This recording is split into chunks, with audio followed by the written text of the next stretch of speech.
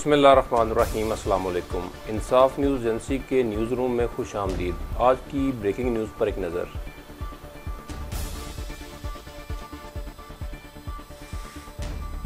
فواد چودھری اور شیخ رشید فرعونی لہجے میں بات کرنا چھوڑ دیں، مفتی منیب۔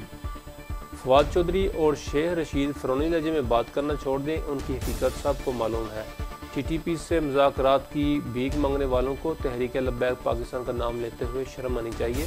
علماء کرام سے اپیل ہے کہ جمعۃ المبارک کے خطبات میں عوام کو حقائق سے آگاہ کریں۔ ان خیالات کا اظہار مفتی پاکستان مفتی منیب الرحمان نے اپنے ایک بیان میں کیا۔ انہوں نے کہا کہ یہ لوگ مسلسل جھوٹ بولتے چلے جا رہے ہیں۔ وزیر داخلہ، وزیر مذہبی امور تحریری معاہدے کر کے ان سے پھر جاتے رہے ہیں، ان پر اب کسی کو اعتبار نہیں۔ وزیر اعظم اور چیف آف آرمی اسٹاف سے مطالبہ ہے کہ شاہ محمود قریشی، اسد عمر اور پرویز خٹک پر مشتمل سنجیدہ افراد کے ذریعے مذاکرات کریں اور تحریک لبیک پاکستان کے امیر سمیت سارے قائدین کو رہا کر کے باوقار انداز میں ایک جگہ یکجا کریں۔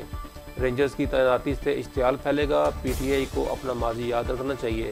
جب وہ یوٹیلیٹی بل جلا رہے تھے، لوگوں کو ترغیب دے رہے تھے کہ ریاست کو ٹیکس نہ دیں، پارلیمنٹ اور پی ٹی پی پر چڑھائی کر رہے تھے، تو کیا اس وقت مودی کے ایجنڈے پر کام کر رہے تھے؟ بھارت کے ایجنٹ تھے۔ لگتا ہے اس حکومت کی نہ کوئی قیادت ہے، نہ کوئی منظم پالیسی اور نہ کوئی سمت ہے۔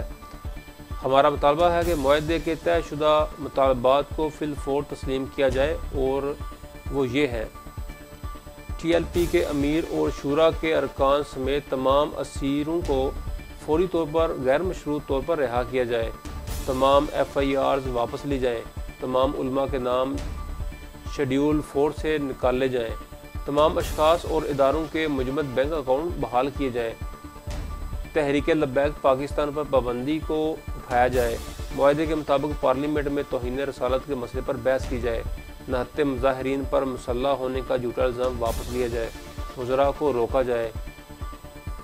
ٹی ایل پی کی شورا کے رکن مولانا سید سرور شاہ سیفی ریلی میں کہہ چکے ہیں کہ ہم پارلیمنٹ کے فیصلے کو تسلیم کریں گے۔